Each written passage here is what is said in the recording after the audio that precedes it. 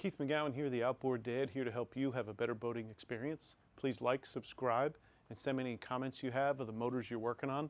Loving the comments that are coming and helping you guys out with your boaters and getting you out on the water, because that's what this is all about. So continuing on with our Optimax, now that we have spark, before I go ahead and dump fuel in this, before I go ahead and try and fire this up, I want to check a few things. We want to make sure we have good oil flow.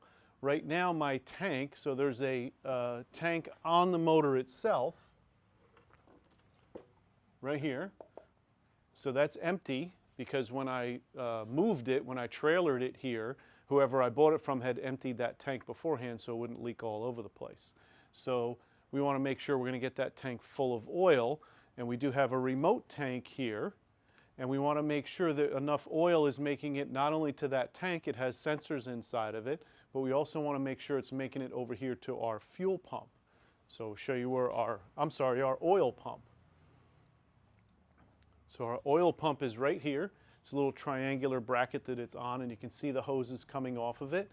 This hose is the one that comes from our oil tank, and then it goes out to each cylinder. So as it fires, it puts the exact amount of oil into each cylinder based on the RPM that the ECM is telling it. So as we go higher RPMs, it needs more oil and less RPMs at idle and so forth. We're going to check this, but I want to make sure I prime this. So pulled out my book, started doing some reading. I like to tab and I like to write inside of these, and my greasy fingerprints get all over them. But there's a nice little read here on how to prime that oil pump. So it does tell you as you read through this that there is a module that Mercury makes that you can buy. I know someone who has one who would probably let me borrow it or rent it from him, which is well worth it, by the way. And I can plug into this and I can set this up into what they call a break-in mode, which will double the oil, or a primer mode where it will prime that oil pump. But as I read through, I didn't just go, oh, I have to get that tool now. I didn't stop. I just continued to read through. And as I read through, I found out also there's a way that you can turn the key on, shift the switch to forward, back to neutral, to forward, back to neutral. It says 3 to 5 times, and that will also put the pump into prime mode. So I'm going to take it a step further, and I'm going to put a little squeeze ball on my oil, and I'm going to go ahead and get oil up there. Now, I also noticed the top of this, where my oil fill is. I'll show you what I found, because there's 2 hoses that get connected to it. One is the oil going out, and one is an air hose from the engine that goes to this tank that pressurizes the tank. It uses the pressure from the engine to pressurize the tank and force the oil up to the other tank on the motor. Now, what's kind of a safety feature is that that oil tank on the motor has safeties in it, so if the oil level drops too low, it'll send an alarm off so that you know, and probably go into like a limp mode, probably under 2,500 RPM. So again, I want to make sure that's primed properly. I want to make sure I get enough fuel in my VST here, my fuel pumps. There's actually 2 high pressure fuel pumps on this, and it actually gives you the pressure that this runs at right here in this book. So I don't remember all those pressures and everything for every motor that's out there. That's why these are a really good reference. So the first thing we're going to do is we're going to take a look at our pickup. So let's see what that looks like. So what we did is we went ahead and unscrewed the cap where our pickup is, because I only had one connection for a hose. And as I look closely here, I see the one connection, but the other one is broken off.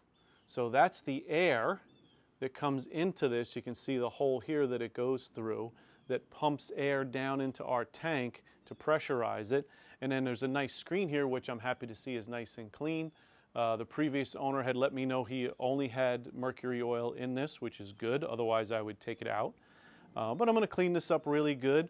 But this one that's broken off, unless I find another one used, maybe another tank I could buy used. There's guys selling them on Facebook and other places.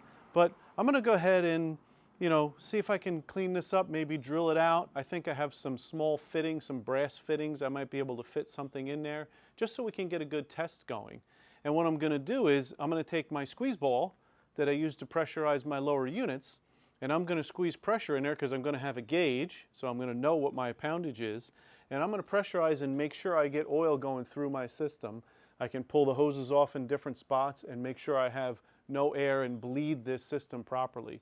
I'll take a hose off, put it in a little jar, squeeze that squeeze ball, and just pump the oil through to make sure there's no air. I want to make sure I'm getting good oil flow through this engine when I'm doing my test runs as well. Plus, it'll be primed and ready to go for whoever purchases this motor, because it will be up for sale once I get all that done. Before I sell it, I'm also going to put a water pump in it, change the lower unit oil, and probably get a new set of spark plugs, since the ones that are in it are original. If you watch the videos, they still have the black paint on them from when it was originally manufactured, which is pretty cool. So this is a very, very low hour motor. You can find these deals out there. Facebook Marketplace is where I found this one, and you can pick them up because, you know, guys are just looking to move on from them. They don't want to take the time to do these tests, or they don't have the ability to, and they're just looking to, you know, get a couple bucks, and then you can work on these and get them running smooth. So that's what we're going to do first. I'm going to try and see if I have a fitting that's close to this size, maybe even drill it out. Of course, if I drill it out, I want to make sure I clean it out really good, because I don't want any little bits of plastic. Of course, there is, as we said, a nice screen on here that would stop it, but I want them as clean as I can. So in the meantime, I'm going to take my rag and cover up my oil, because I want to make sure no dirt, or I don't drop any fittings or pieces of wire or anything in there while I'm working on stuff. So let's see what we can do and see if I can make a repair on this first. Okay, so as it turns out, after drilling this out and getting a fitting in there, see, I put a nice fitting in there with some JB weld around it. All right, this is a temporary fix. The hole in here is not really as big as it should be, so ultimately this really should be replaced. I'll look if I can find one online somewhere cheap, or maybe someone has a tank that they're selling, getting rid of. Or I might buy a whole nother motor that has a tank and everything in it just to do tests for this. So what I did discover is this one that we repaired is actually the oil pickup. And this one here is actually the air going into the tank. So this has to be sealed off well, obviously, or else when we pressurize it, the oil is going to come out. So we'll start with that. This is 6-minute JB Weld epoxy. So we'll give this 10 minutes at least, make sure it cures up really good. I might speed up the curing process with a heat gun just to get it moving forward. In the meantime, we'll start tracing out some of the rest of this tubing and wiring to make sure everything's connected right. So the other thing I want to do, because this is my nice little setup I have with my stand, you see I put a 2x4 across this for my battery and oil tank to be held. I'm also going to mount my control box to the side of this, get the wires kind of neatened up and cleaned up here so I have a clean surface to work with. Also, I want to shift that back and forth to see if we can get this into prime mode. So I want to have everything set up rather than playing with it. You see I have it all over here on the bench with my battery charger. By the way, it is very important to keep your batteries charged all the time, sitting here when you're not using them or when you're working on something, just to keep them charged, make sure you have full battery charge.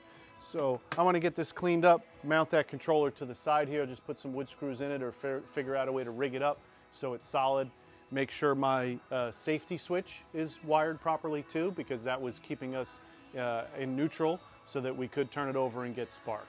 So I'm going to get that set up, put the spark plugs in, and get ready for this way when my JB Weld dries, I'll be able to start priming this and get the oil system primed up.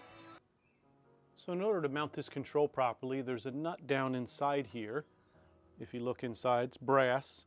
So we're going to go ahead and loosen that up. That'll take our handle off, and then this cover, as you can see, it's already loose. There'll be some bolts back there we can remove so we can mount this, and then we can put this back on. And then we can have a nice secure mount for shifting back and forth. Okay, so we got our bolt loose, so we can lift this off. There's the nice brass bolt that goes in there. The wires snake through here that go up to our power tilt and shim switch, and you can see our shifter spring loaded there. So we're going to take this cover off now. And now we can get to our 3 bolts to take this side off. We also have our safety shut-off switch here too. So we're going to remove this, mount this box, and then we'll put this back together on the side of the stand. Okay, so here's our control box. I'm just going to mount a couple screws here. I'm going to try and give it the angle that it would be if it was in the boat. I'm going to actually bring the shifter over here and make sure we're at the right angle. I think it's something like this, about a 45, just to get a couple screws in it to hold it in place. So there's just 3 bolts here that hold this on, cover plate, so that we can shift, So I got it somewhat straight, close enough. We'll put these bolts in, and then we'll put the shift handle back on. We want to be careful that we don't pinch any of the power tilt and trim switch wires. They look kind of buggered up, so I'm going to look at them pretty closely, make sure nothing is shorting out anywhere, because I certainly don't want to short anything out or blow a fuse or have another issue.